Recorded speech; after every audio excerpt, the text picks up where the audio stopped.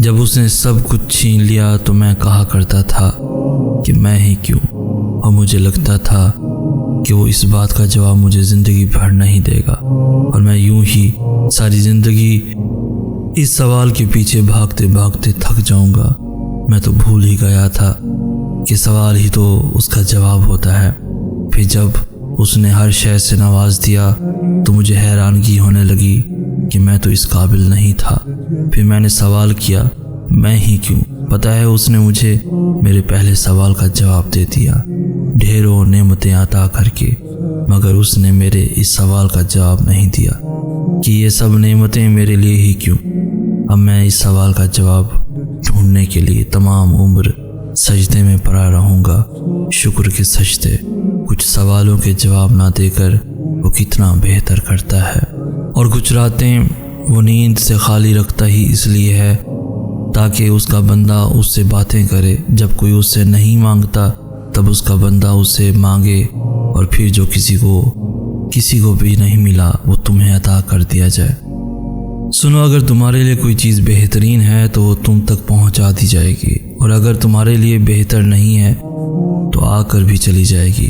تم اللہ کی مصلحتیں نہیں سمجھ سکتے، اس رب کی مصلحتیں تمہاری سوچ کے برعکس ہیں۔ اس لیے اگر تم سے کوئی چیز لے لی گئی ہے تو یہ بھی یقین رکھو کہ وہ اس سے بہتر تمہیں عطا کرے گا۔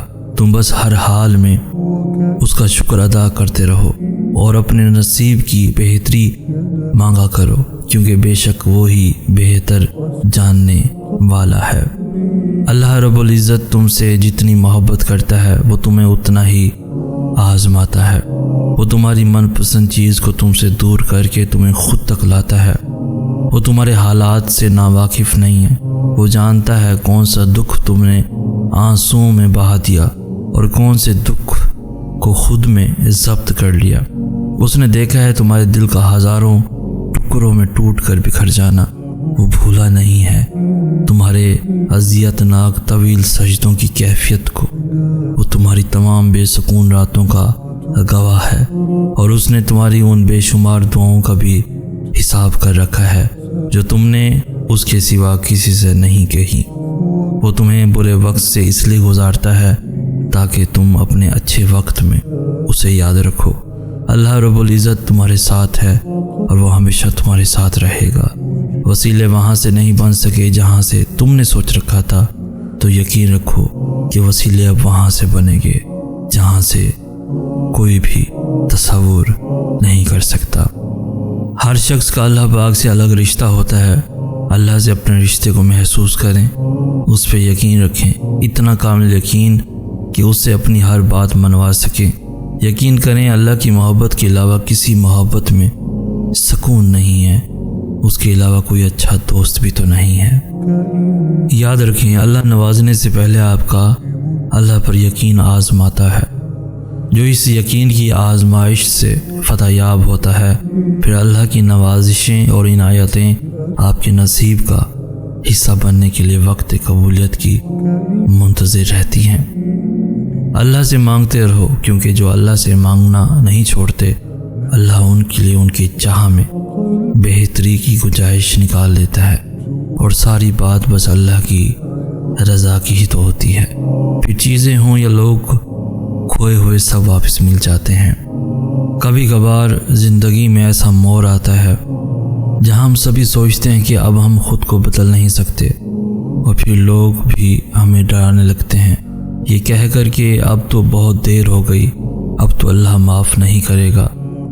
حالانکہ اللہ کے ہاں تو کبھی بھی دیر نہیں ہوتی، اور نہ ہی اللہ نے آپ کے واپس پلٹنے کے لیے کسی خاص وقت کی شرط مقرر کی ہے کہ اس وقت پر اگر پہنچ گئے سو پہنچ گئے، اس کے بعد نہیں آ سکتے۔ جب تک آپ کے جسم سے آخری سانس نہیں نکل جاتی تب تک آپ کے پاس اللہ کو منانے کی مہلت ہے، خود کو بدلنے کا موقع ہے۔ اللہ کا دروازہ ہر انسان کے لیے کھلا ہے، تو پھر آپ نے لوگوں کی باتوں میں نہیں آنا۔ جیسے اللہ کا ان کے ساتھ رشتہ ہے، ویسے ہی اللہ کا آپ کے ساتھ بھی رشتہ ہے۔ اللہ جتنا ان کا ہے اتنا ہی آپ کا بھی ہے، اور یہ حق آپ سے کوئی بھی نہیں چھین سکتا۔ اجر و ثواب کے فیصلے اللہ کے ہاں درج کی گئی انسان کی نیتوں پر اور عمل صالح پر ہونے ہیں، لوگوں کے تیار کردہ مردم شماری کے رجسٹروں پر نہیں کہ کس کو جنت میں رکھا جائے اور کس کو جہنم میں۔ تو پھر لوٹ جائیں اللہ کی طرف اس سے پہلے کہ لوٹائے جائیں، تھام لیں اللہ کے دروازے کو اس سے پہلے کہ یہ بند ہو جائے۔ دعا ان طریقوں سے آپ کی مدد کرتی ہے جو آپ اپنے وہم و گمان میں بھی نہیں سوچ سکتے۔ اس بات سے کوئی فرق نہیں پڑتا کہ آپ کے سامنے کتنی رکاوٹیں کھڑی ہیں، بس آپ نے اتنا یاد رکھنا ہے کہ اللہ ہمیشہ آپ کے ساتھ ہے، اور جب تک اللہ آپ کے ساتھ ہے آپ کوئی بھی جنگ جیت سکتے ہیں۔ تو جب کبھی دل مایوس ہونے لگے تو یاد کرنا جب اللہ نے قرآن میں فرمایا تھا کہ نوح علیہ السلام کے اس وقت کو یاد کرو کہ جب اس نے ہمیں پکارا تو ہم نے اس کی دعا قبول کر لی۔ اور یاد رکھو، قبول نہ ہونے والی دعائیں قبول ہوئی دعاؤں سے بڑا معجزہ ہوتی ہیں، کیونکہ آپ کی کچھ دعائیں آپ کو توڑ دینے والی ہوتی ہیں، اور جب اللہ یہ دیکھتا ہے کہ آپ کی صاف نیت ہے تو اللہ آپ کو ان توڑ دینے والی دعاؤں سے بچا لیتا ہے، ان دعاؤں کے لیے جو آپ کے حق میں بہتر ہوتی ہیں۔ اور یہ سزا نہیں ہے، بلکہ اللہ کو آپ سے اتنی محبت ہے کہ وہ آپ کو غلط کا انتخاب کرنے نہیں دے سکتا، کیونکہ اکثر اوقات ہم خود ہی اپنے دشمن ہوتے ہیں اور اللہ ہمیں ہم سے ہی بچا لیتا ہے۔ ہو سکتا ہے کسی چیز کو آپ برا سمجھو اور وہ آپ کے لیے اچھی ہو، اور کسی چیز کو آپ اچھا سمجھو اور وہ آپ کے لیے بری ہو، آپ نہیں جانتے، لیکن اللہ خوب جانتا ہے۔ اللہ کو منانا تو آسان ہے، لیکن اللہ کی ماننا مشکل کام ہے۔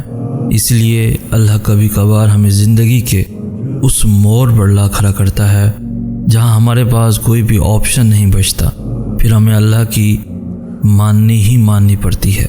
اور یہی ہمارے ایمان کا امتحان ہوتا ہے کہ جس چیز کا ہم اللہ سے دعویٰ کرتے ہیں کیا واقعی ہم اس پر پورا بھی اتر سکتے ہیں۔ اپنی رضا کے لیے تو سبھی یقین رکھتے ہیں اللہ پر، لیکن اللہ کی رضا کے لیے صبر صرف ایمان والے کرتے ہیں، پختہ ایمان والے۔ اور یاد رکھیں کہ جو اللہ کی بات نہیں ٹالتے، اللہ بھی پھر ان کی بات نہیں ٹالتا۔ آزمائشیں ہی تو ہمارا ایمان زندہ رکھتی ہیں، اور ہمارا ایمان ہمیں زندہ رکھتا ہے، ورنہ ہم تو کب کے ختم ہو چکے ہوتے۔